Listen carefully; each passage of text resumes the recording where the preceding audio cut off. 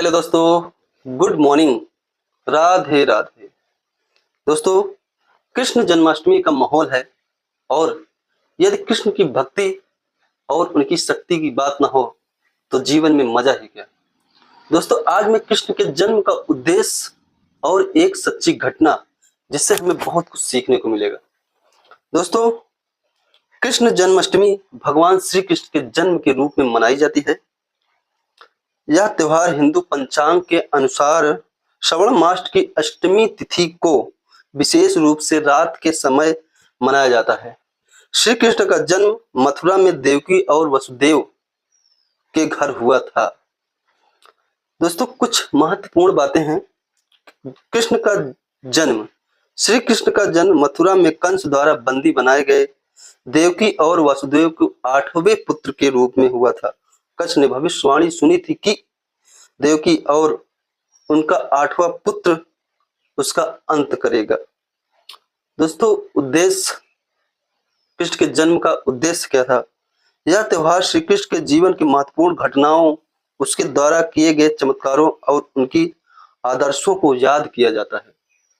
दोस्तों, अब मैं आपको एक स्टोरी के माध्यम से उनकी जन्म को दर्शाता हूं। दोस्तों, मथुरा में कंस ने भविष्यवाणी सुनी थी कि उन्हीं के बहन के लड़के 8वें पुत्र के द्वारा कंस की मृत्यु तय है। दोस्तों, यह भविष्यवाणी सुनकर कंस ने वासुदेव और जानकी को बंदी बना के कारागार में डाल दिया कि इनकी कोई भी संतान को मैं जीवित नहीं छोड़ूंगा तो मेरी मृत्यु कैसे होगी। उन्होंने देवताओं को चैलेंज कर दिया, यानी कि कंस ने देवताओं को चैलेंज किया, जब मेरी मृत्यु लेने वाला इस धरती पे जन्म लेने से पहले ही मैं मार दूंगा तो मेरी मृत्यु होगी कैसे, उसके बाद मैं अमर हो जाऊंगा। दोस्तों, लेकिन कहते हैं कि किसी का जन्म किसी उद्देश्य और कारण से होता है और मृत्यु तय होती है। कंस की चाल यहाँ पे नाकाम होती हुई दिखाई दी और इतनी व्यवस्था के बाद भी एक समय वह आया जब देवकी और वासुदेव को 8वां पुत्र प्राप्त हुआ। लेकिन जिस रात 8वें पुत्र का जन्म हुआ उसी रात एक भविष्यवाणी हुई और मध्य रात में ही वासुदेव ने कृष्ण को अपनी एक टोकरी में अपने सर पर उठाए।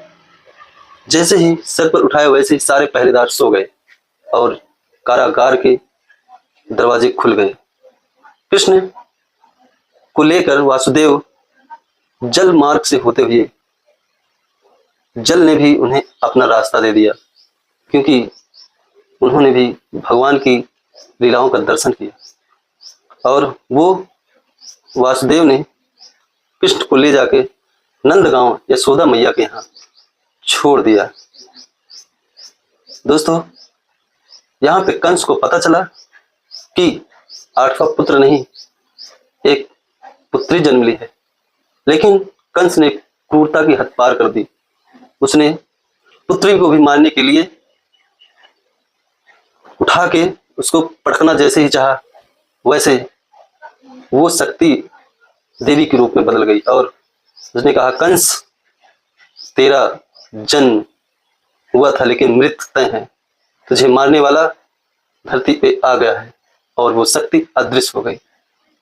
दोस्तों, इस तरह कंस का अंत हुआ और दोस्तों, कृष्ण का जन्मोत्सव कृष्ण के जन्म के साथ साथ बुराई पर भलाई की जीत को भी दर्शाता है। दोस्तों, अगर यह स्टोरी आपको अच्छी लगी हो तो कमेंट में जरूर बताएं और चैनल को सब्सक्राइब करें, लाइक करें। जय हिंद, जय भारत।